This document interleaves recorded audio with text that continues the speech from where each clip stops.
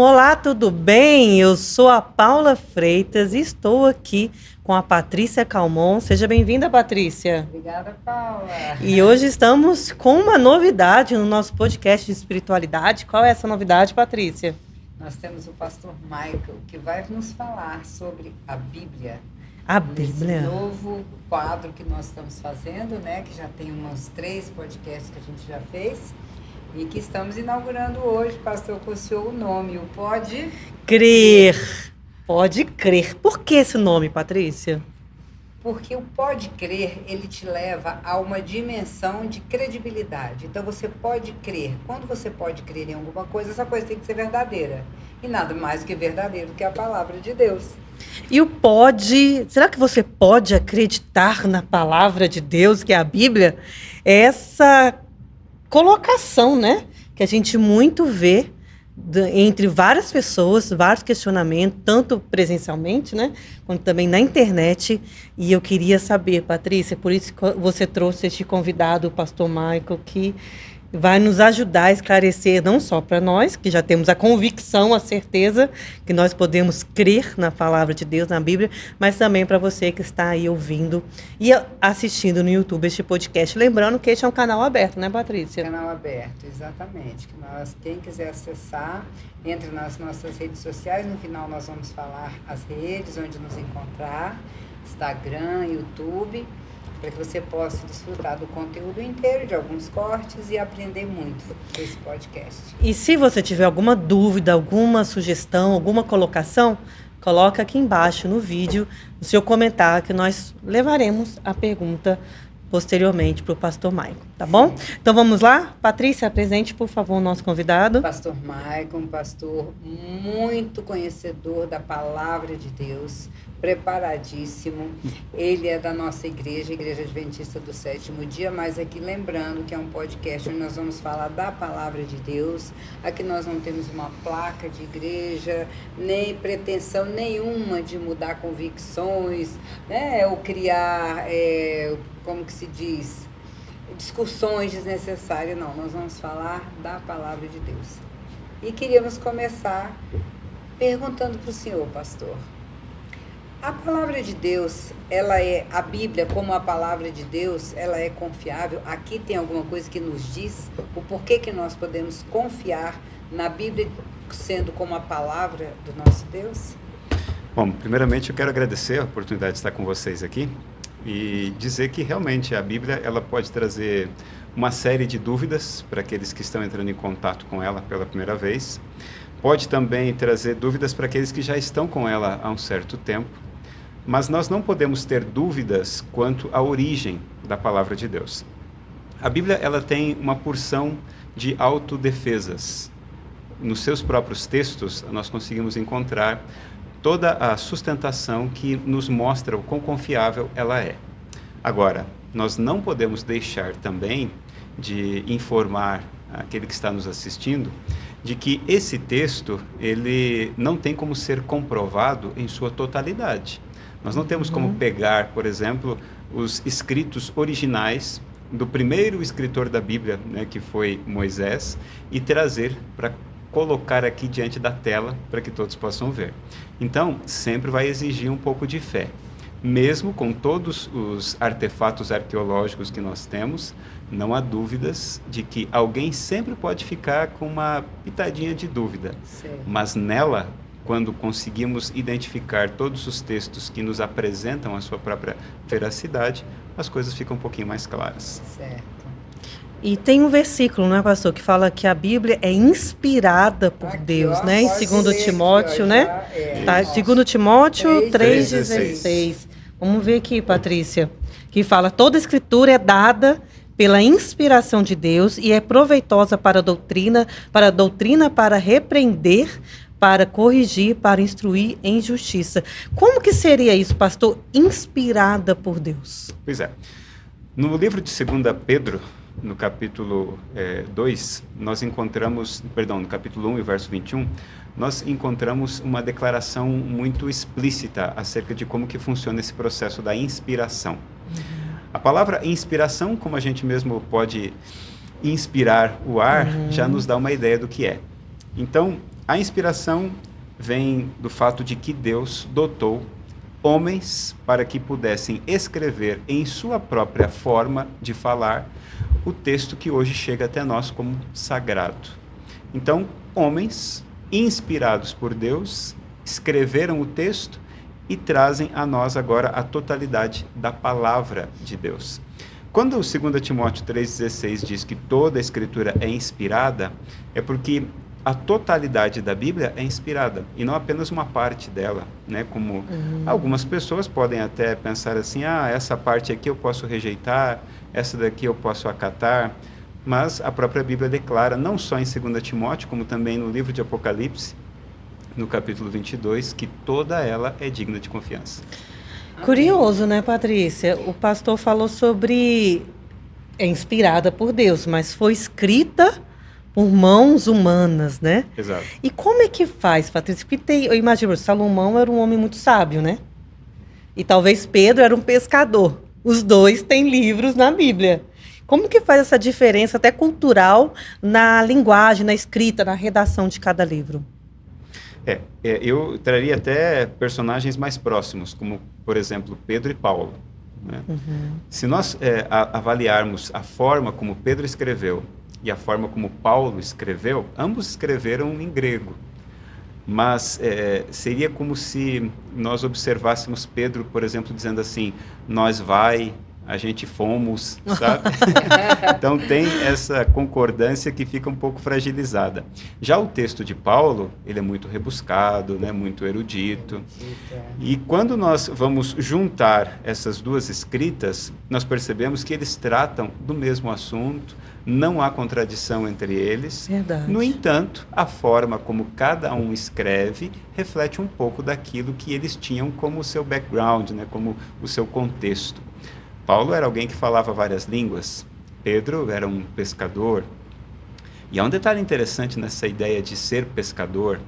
Se ele era pescador, é porque ele não frequentou a escola.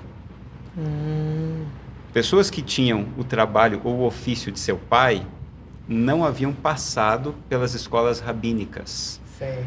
Então, nós temos, por exemplo, 3 escolas rabínicas. É como se nós chegássemos na educação infantil, passássemos para educação média e fôssemos para o ensino superior. Certo. Normalmente, as crianças dos 6 aos 10 anos recebiam aulas nas sinagogas pelos rabinos. Sim. Mas quando eles não conseguiam avançar no conteúdo, que basicamente era o Pentateuco, os 5 primeiros livros da Bíblia, elas então eram convidadas a praticar o serviço do pai. Então, quando nós encontramos, por exemplo, pescadores, como no caso de Tiago e João, que eram filhos de Zebedeu, um pescador também, nós automaticamente podemos dizer que eram meninos que não foram aprovados na escola. E Pedro era sócio tanto de João quanto de Tiago, o que nos dá a indicação de que ele também não passou pela escola. Já Paulo frequentou todas as etapas. Mesmo com essas diferenças, eles conseguem ser usados por Deus para apresentar textos tão impressionantes que ajudam tantas pessoas. Imagino que vocês já devem ter presenciado pessoas que ficam maravilhadas com os escritos de Paulo, mas que ao mesmo tempo também ficam maravilhadas com os escritos de Pedro. Exatamente. Verdade. Mesmo com essa diferença. Inclusive, pastor, eu percebo isso, que a Bíblia, na minha opinião, ela é tão verdadeira que Deus nunca fez questão de colocar só coisas grandiosas, coisas importantes, pessoas importantes, não. Ele tratou de uma maneira muito singular, onde todos podem falar da palavra, que é até uma maneira de nos alcançar. Exato. E também de nos fazer falar. Por exemplo, ele usa o fraco para confundir o forte. Exato. E pega uma pessoa, um pescador, para falar um assunto tão bem elaborado, tão bem escrito, que quem pega e lê entende. É óbvio que tem partes na Bíblia que precisa de um estudo maior. Verdade. Né? Como o livro de Paulo, você precisa de uma atenção maior. Lucas já era um médico, já escrevia de uma maneira extraordinariamente organizada, né, perfeita, o vocabulário. Sim. Porém, de tudo isso, pastor, o que me chama muita atenção é a Bíblia como um livro transformador. Sim. Você nunca ouviu falar que alguém leu Shakespeare e ficou com a pessoa transformada. Exatamente. Você não vê falar que uma pessoa leu algum livro de... Você pode melhorar como pessoa em aspectos, agora uma transformação de caráter só com a Bíblia, que a gente ouve falar, né? Presídios, pessoas que falam, isso aí agora está com a Bíblia debaixo do braço, quer ser o santo. Não, Sim. A Bíblia tem um poder transformador. E sem falar também que essas pessoas, além de terem uma diferença na sua forma, né, de convivência quanto ao ensino, são personalidades diferentes. Sim. E essas personalidades acabam trazendo para o texto uma certa identificação com o seu próprio leitor. Não é? Exatamente. Por exemplo, Paulo era um cara muito colérico. Já quando nós vamos ler os textos, por exemplo, de Moisés, são textos que trazem um pouquinho mais de serenidade na sua escrita. Talvez ele era um fleumático, paciente, não sei. Algo do tipo, né?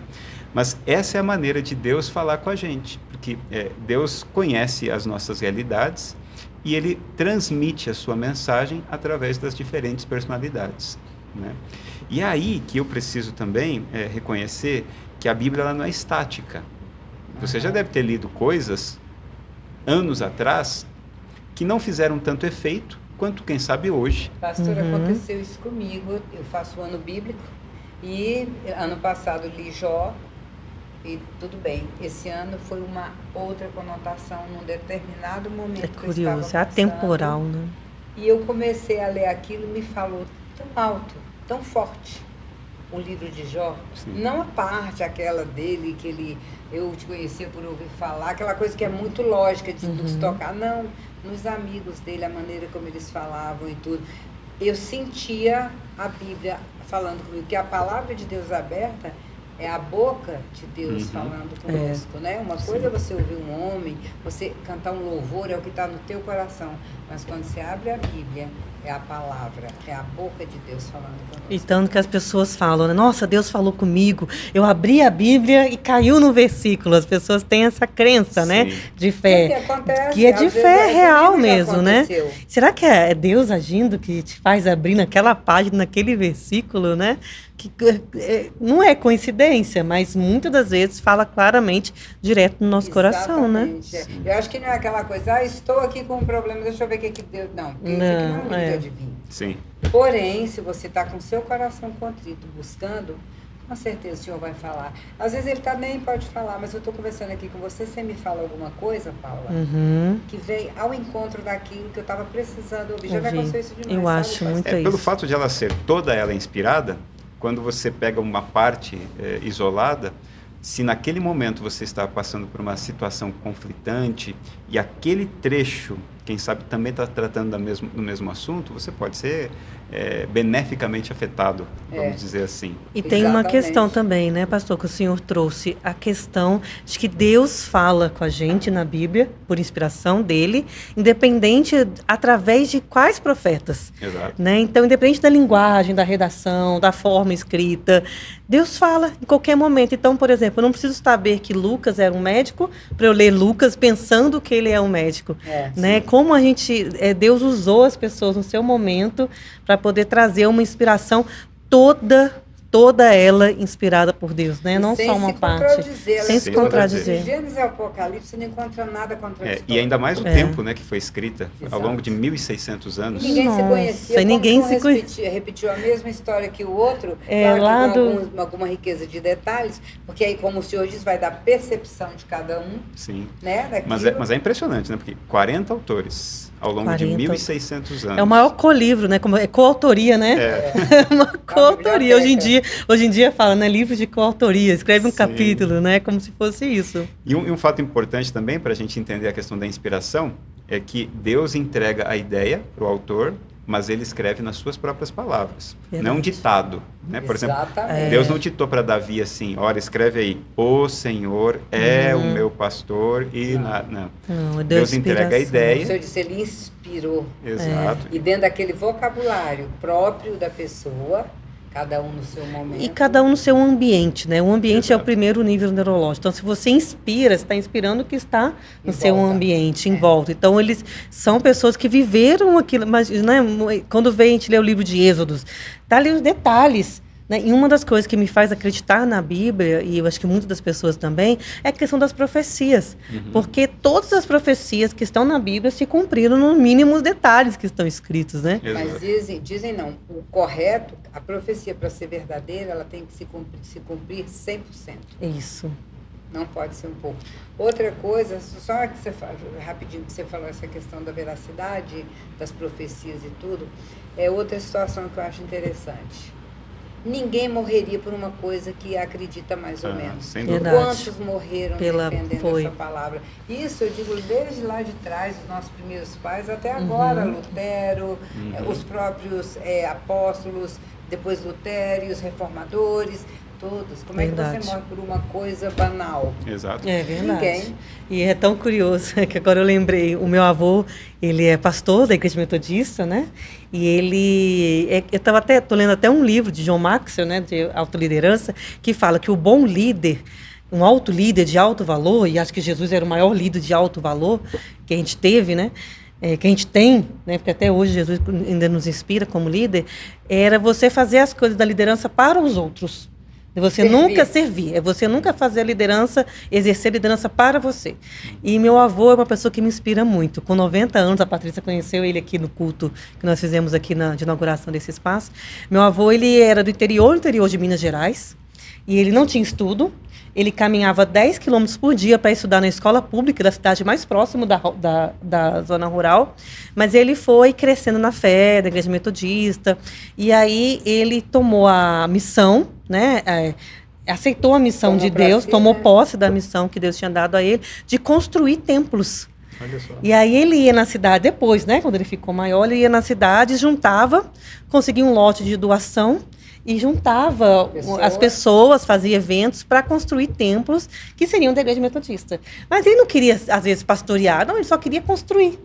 E tanto que o meu avô, ele brinca que ele tem uma construtora com meu pai, que chama Ebenezer, e ele já tem há mais de 40 anos, vai fazer 50 anos na construtora, e nunca teve um boleto protestado. Meu Deus, Deus nunca. Ele já construiu mais de 30 prédios lá em Juiz de Fora, no interior de Minas, mas meu avô sempre teve essa questão de servir.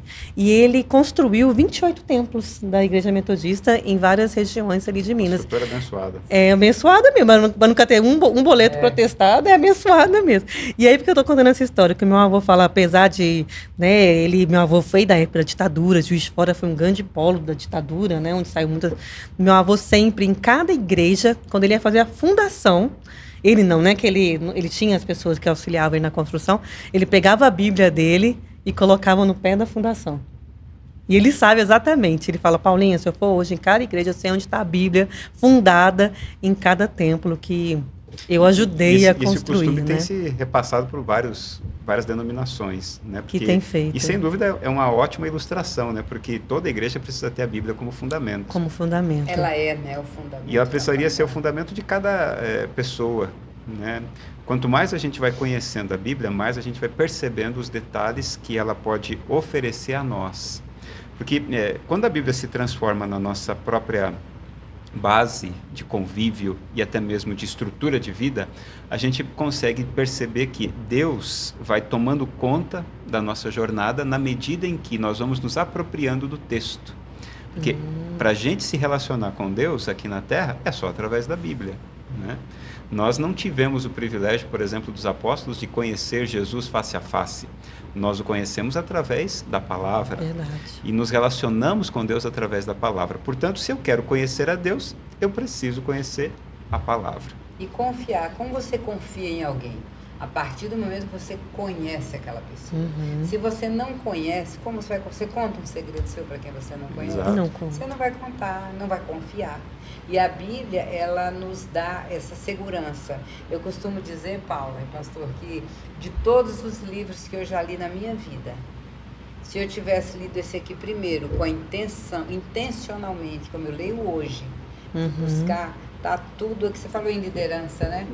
O Jesus, o líder, e Moisés, que fala de Moisés, Josué.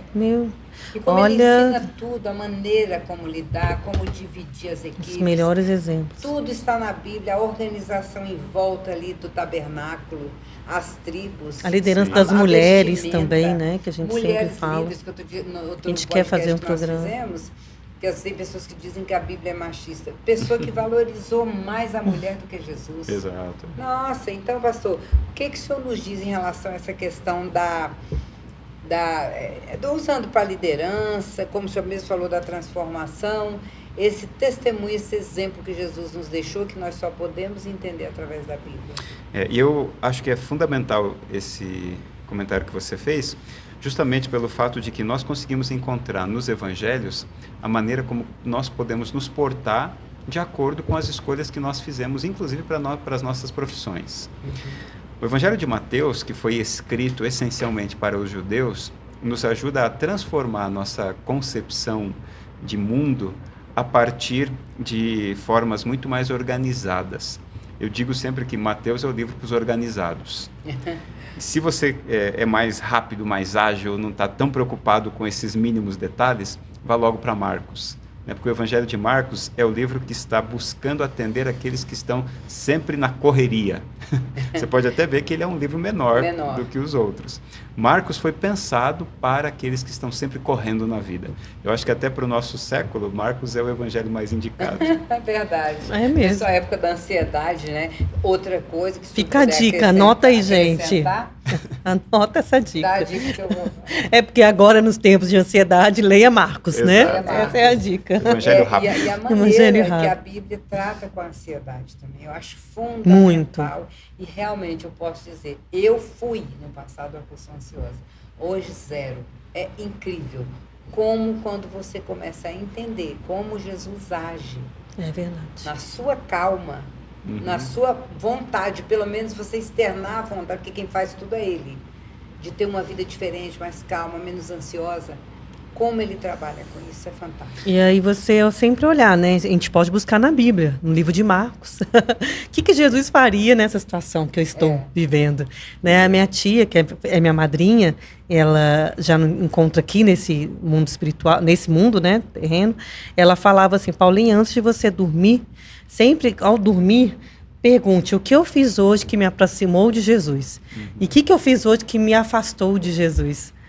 É curioso, né? Mas pode ser uma pergunta que uma reflexão muito profunda que você pode trazer, né, diariamente. Isso. E as respostas estão aqui, né? Sim.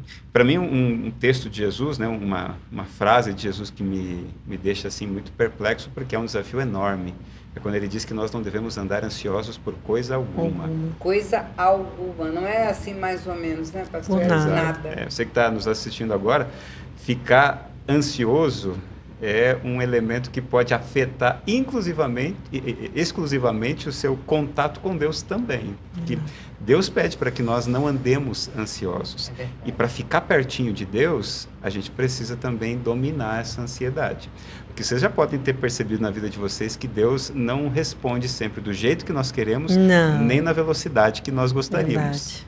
Então nós precisamos exercer paciência com Deus. Que ele conhece o fim desde o início. Graças a Deus, hoje, quando eu olho para trás, tantas situações, eu agradeço a Deus que ele respondeu da maneira como eu queria.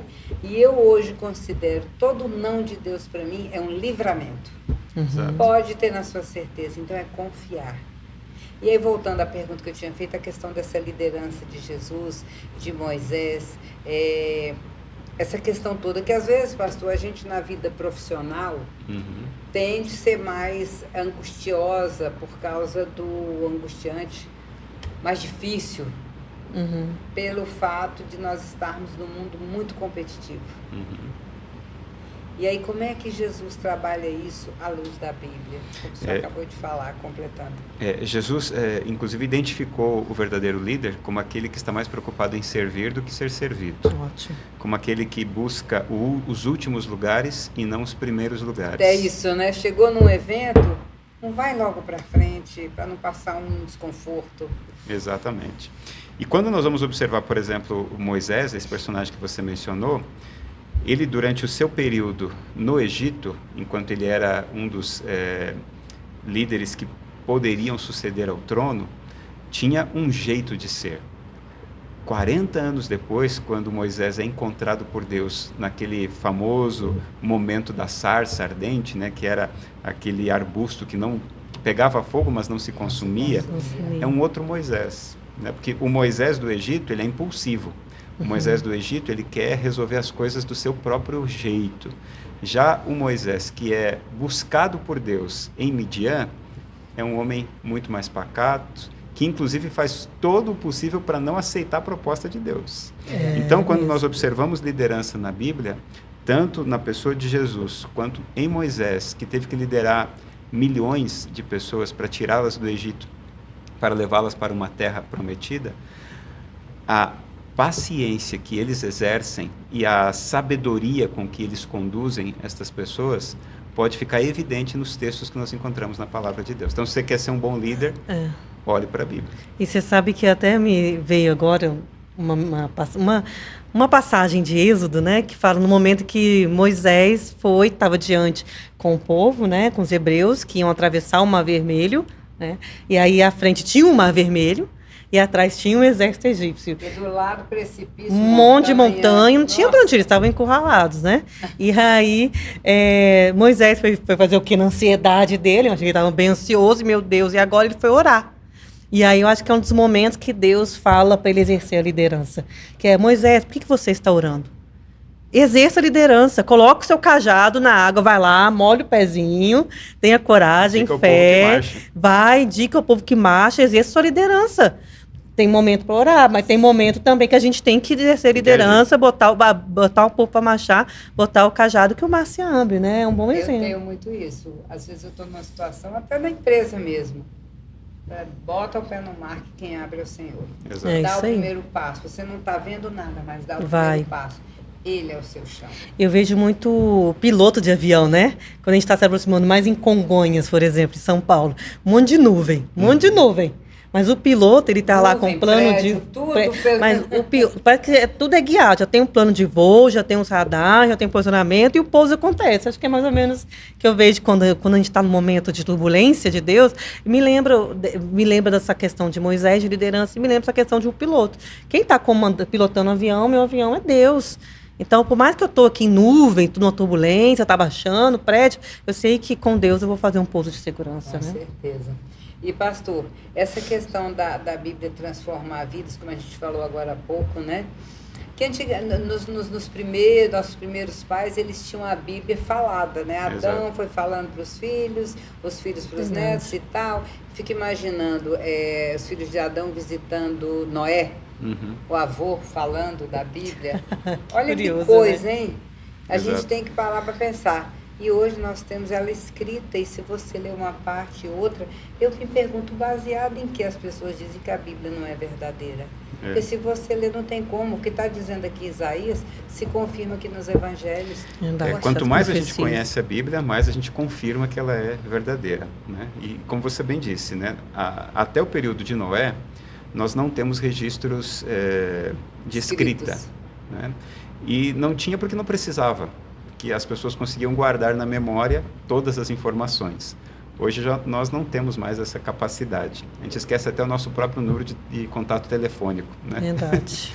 Mas naquela época, diante da beleza, né, da criação de Deus e dos efeitos que ainda não eram tão nocivos por todo esse tempo que já se passou, eles não precisavam de escrita.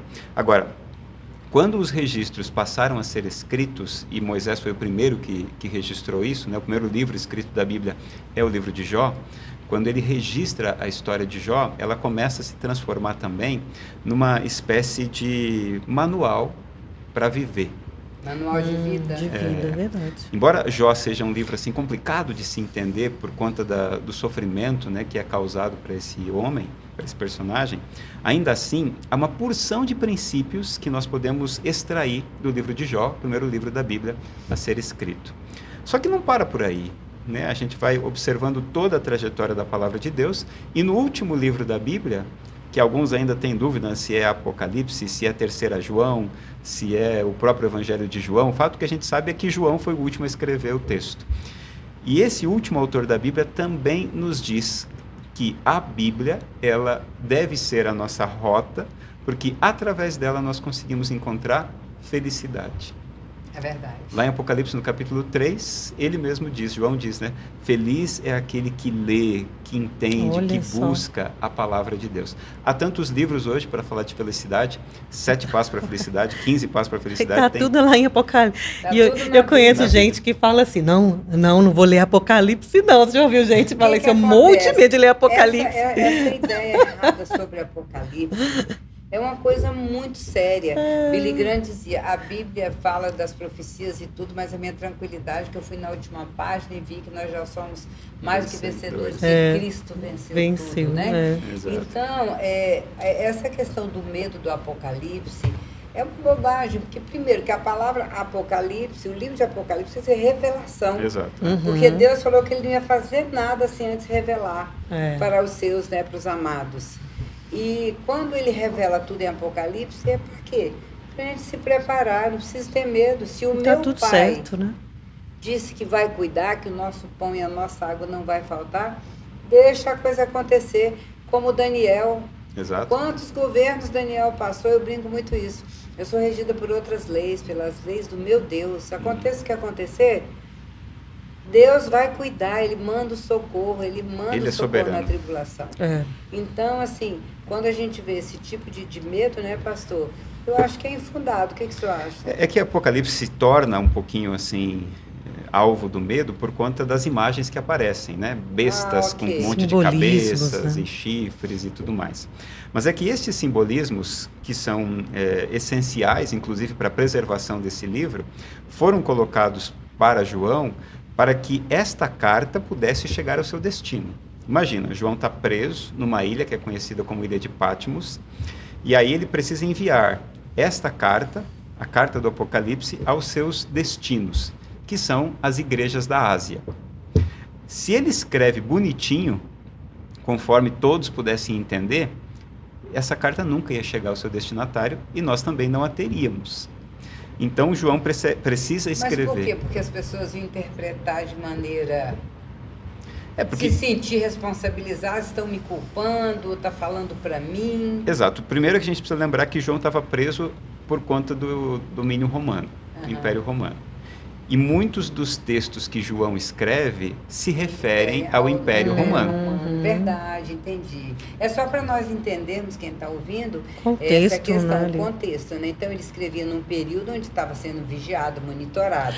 Exato. Se ele falasse alguma coisa que desse a entender que aquelas pessoas ali eram responsáveis por coisas que iriam acontecer, iriam ser punidos, A carta não chegava. Verdade. A carta não chegava. E olha, a gente já está em 40 minutos Nossa, de podcast. passou isso tudo já. 40 minutos.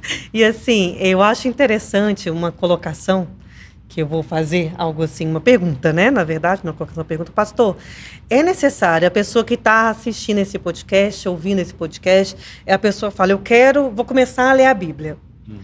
Por onde ela começa? Como ela começa? E é necessário, de repente, ela frequentar o que vocês acham? Um grupo de estudo bíblico? Ou é necessário, talvez, a pessoa entender o contexto que os livros foram escritos, entender os personagens bíblicos que estão ali? Qual a dica, pastor, que o senhor dá para a pessoa que nunca leu a Bíblia, já pegou alguns versículos, até frequenta, às vezes, a igreja, mas, infelizmente, né, Patrícia, tem muitas igrejas, a gente está falando sobre isso. Gente, tem muitas igrejas, e fica aqui a minha crítica, que você vai para a igreja, a pessoa nem leva a Bíblia. O pastor, e eu vou botar entre aspas mesmo, o pastor não cita, não pede para o irmão abrir a Bíblia. A gente tem que falar, Patrícia, certas coisas, porque chega a ser curioso, né? Você vai para um culto, você vai para uma escola dominical, nem é escola dominical, uma reunião. Se não tem a Bíblia, você está ouvindo o que o homem está te dizendo. Está dizendo. Se você começa um louvor bonito, aquele te deixa emocionado e tal, você está falando que teu coração está cheio. Agora, a hora que você abre a Bíblia, aí aqui é o Senhor falando. E porque tem muito pastor que não usa a Bíblia, né, nos cultos. Pois é. Então, o senhor acha, pastor, que a pessoa que quer começar a ler a Bíblia, qual conselho ou dica que o senhor dá? Eu diria que 2 são os caminhos. Primeiro, a pessoa pode começar a ler a Bíblia ou entender a Bíblia sozinha? Pode. Ela pode pegar o texto bíblico e colocar diante de si e buscar entender, lendo várias vezes, até chegar a uma certa compreensão. No entanto, no livro de Atos, nós temos a história, por exemplo, de um oficial da rainha de Candace. A rainha de Candace, ela dominava a Etiópia. E ele estava indo para as festas judaicas. Quando ele está retornando destas festas, Filipe é enviado por Deus para ir falar com esse homem. Esse homem estava numa carruagem. Sim. E ele estava lendo o rolo do profeta Isaías. Filipe, correndo ali, enquanto a carruagem estava se movimentando, pergunta para ele: você está entendendo aquilo que você está lendo? E aí a resposta dele é interessante. Ele diz assim: como eu posso entender se não tem ninguém que me explique? Olha! Então, o próprio Filipe pergunta: posso lhe ajudar? Ele manda subir na carruagem. Filipe começa a explicar o texto. Pelo contexto ali do livro de Atos, nós entendemos que ele estava lendo a parte que nós hoje temos como capítulo 53. Esse etíope, né, esse oficial da rainha de Candace, entende sobre Jesus, a ponto, inclusive, de querer entregar a vida dele a Jesus e ser batizado. Olha. E naquele instante, eles param a carruagem e Filipe batiza aquele etíope. Então, existem pessoas que, mesmo lendo o texto, não vão conseguir entender por completo, vão precisar da ajuda de alguém. Como nós temos esse registro, é importante que alguém que já conheça o texto bíblico possa ser um auxílio a essa pessoa. Mas uma coisa é muito importante: quem vai ajudar você a entender a Bíblia deve usar somente a Bíblia como fonte de ensino. Isso. Eu não devo usar nenhum outro livro, não devo usar os meus pensamentos, régua de valores pessoais, as minhas interpretações. A Bíblia já se interpreta por si mesma. É apenas um auxílio mesmo, né? Porque o livro de Isaías... Direcionamento, né, pastor? Exato. O livro de Isaías diz para nós que a Bíblia deve ser entendida buscando um pouco aqui e um pouco ali. Então, vamos estudar, por exemplo, o tema da salvação. Eu não vou encontrar o tema da salvação somente num livro. A Bíblia tem 66 livros, 39 do Antigo Testamento e 27 no Novo Testamento. Eu preciso saber recorrer por esses livros para esgotar esse assunto. Verdade. Quem já é um estudante mais experiente da Bíblia pode indicar os textos. Olha, procura um pouquinho mais aqui, um pouquinho mais ali. Aprofunda um pouco ali, né? E também a pessoa, eu quero estudar a Bíblia. Por exemplo, comecei por parábolas. Algumas parábolas são muito tranquilas de você entender, tudo bem.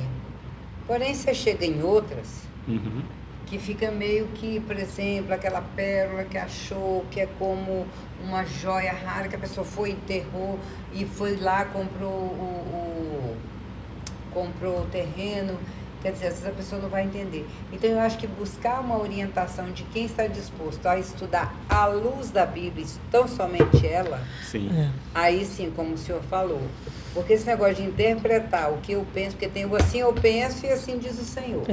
Então, a gente tem que ir sempre assim diz o Senhor. A Bíblia por si só já vai trazer a clareza daquilo que ela busca nos apresentar. Mas podem surgir algumas dificuldades. Eu vou contar uma dificuldade que eu tinha. Eu, quando lia a Bíblia, às vezes eu me deparava com algumas expressões que para mim não faziam muito sentido. Por exemplo, quando Jesus dizia assim, que não deve se colocar vinho novo em odre velho. Aí eu ficava pensando, né? Mas qual o problema de derramar vinho novo num jarro de pedra velho? Eu achava que o odre era um jarro de pedra. Até que eu descobri que o odre, na verdade, era uma bolsa de couro. Couro, que ele, com o tempo ele ia se desgastando, e na hora que você vinha com o vinho novo, aquele vinho forte, corpudo, encorpado, cedia. Podia dilatar, exato. Então, alguns detalhes fazem toda a diferença na nossa compreensão. E a gente não é obrigado a saber todas as... Exato. Não, nem tem como a gente saber. A época, aí você tem que ter também aqueles livros que, não para justificar a Bíblia, mas, por exemplo, o que é um odre. Eu estudo sempre com o dicionário ao meu lado, e eu tenho alguns comentários bíblicos sérios, porque também você tem que ter cuidado onde você vai buscar. Verdade. Sempre ver a veracidade. Não sai buscando só no escrito, YouTube, né? Que as pessoas ficam falando ali no YouTube, um monte de besteira, live, podcast. E aí você consegue amparar o teu estudo. Igual esse podcast, a gente está fazendo para inspirar as pessoas, a gente não está, né, trazendo aqui, mas também quando a gente pensou, pastor, em fazer aqui, que eu falei, Patrícia, Deus tem me incomodado, eu acho que você também, este local que ele nos proporcionou, que é um local muito abençoado, Na que verdade, a gente... Paula, Deus me incomoda há muito tempo sobre isso, porque Porque nós estamos percebendo que as pessoas estão muito, assim, quando eu converso, algumas, não todas, que a gente nunca pode generalizar, as pessoas estão com sede da palavra, Exato. sabe? Muito. Querem saber mais, querem perguntar. Então, se você tem essa demanda, por que não trazer pessoas preparadas para falar pra tanto falar. da Bíblia, como a gente trouxe aqui o Ricardo, falando sobre a importância Da saúde física, mental e pessoal, na Espiritualidade, na né? Como se espiritualidade. interfere. Exato. Que é como eu uso também na minha vida pessoal. Sim. Esse tripé que eu falo sempre. Saúde espiritual, mental e física. Mental que eu digo é emocional. Sim. E nada melhor do que um apoio de uma pessoa que consegue Agora- entender e explicar. Agora, só um detalhezinho importante. Se você não tem alguém para lhe ensinar a Bíblia agora, não conhece ninguém, embora, claro, existam muitas pessoas próximas da gente que podem nos dar esse auxílio. Mas vamos imaginar que eu não conheço ninguém. E eu quero já começar a estudar a Bíblia. Comece. Comece. E o que eu digo é, avalie o texto e avalie o contexto. Porque não adianta só eu pegar o texto retirado do contexto Para virar um pretexto. para virar um pretexto. Exatamente. Então, eu Para vou ler... justificar alguma coisa, né? Que você queira ouvir. Eu estou lendo lá Lê. o capítulo 10 do Evangelho de Lucas. Dá uma olhadinha no capítulo 9, dá uma olhadinha no capítulo 11. Não sai lendo aleatoriamente, né? Vê o que está ao redor do texto. Pastor, eu vou mais longe. Entre um capítulo e outro, se você às vezes não pegar o finalzinho do outro, você não sabe por que... E aconteceu isso por... Aconteceu o quê? Exato. Não, aconteceu o que aconteceu no capítulo Porque anterior. a Bíblia não foi escrita em capítulos. Né? Capítulos Verdade. e versículos vieram muito tempo depois. Porque o primeiro livro foi Jó. Isso, Mas o primeiro livro aqui da Bíblia é Gênesis. exato. Né? O primeiro livro escrito foi Jó. Então, assim, é uma ordem mesmo que a gente... Eu Onde vejo... as pessoas querem dizer que não, foi homem, não, mas tudo pela inspiração divina. É, Para quê? tudo. Para nos facilitar. A organização dos livros, ela se deu através daquilo que é chamado de processo canônico. Mas, assim, Deus não colocou os livros em ordem cronológica. O primeiro livro, Jó, e o último livro vai ser Terceira João. Não. Mas, de acordo com as temáticas, eles foram organizados. Certo? Exato. Então, nós temos os 5 primeiros livros que tratam do povo de Israel, da escolha do povo de Israel e tudo aquilo que está em volta dele. Aí, logo na sequência, nós vamos ter os livros históricos, né, que vão contar a história dos reis, os sucessos e os fracassos desses reis. A gente chega depois nos livros poéticos, né, que são aqueles livros que nós mais temos familiaridade, Salmos, Provérbios, Eclesiastes. Entramos nos proféticos, que às vezes se tornam um pouquinho mais complicados no seu entendimento. E depois vamos para o Novo Testamento, que é dividido em apenas 2 partes, né? Evangelhos e cartas. E as pessoas adoram ler o Novo Testamento. Vamos logo para o Novo Testamento. Então, Mateus, Marcos e Lucas. nós podemos começar a Bíblia por onde... Sempre bom orar, né, pastor? Pedir a ajuda do Espírito Santo para nos dar a direção, que Deus não rejeita nenhuma oração nossa. E começar por onde você vê que tem mais facilidade. Nas dificuldades, buscar alguém, né, pastor? Exato. Que possa orientar. Eu sugiro começar por Mateus. Começar pelo Novo Testamento pode se tornar um pouquinho mais familiar, até pela construção da escrita. O Antigo Testamento foi escrito em hebraico. O Novo Testamento foi escrito em grego. O grego está mais próximo da nossa língua portuguesa ou dessa nossa origem latina. O hebraico ele está um pouquinho mais distante.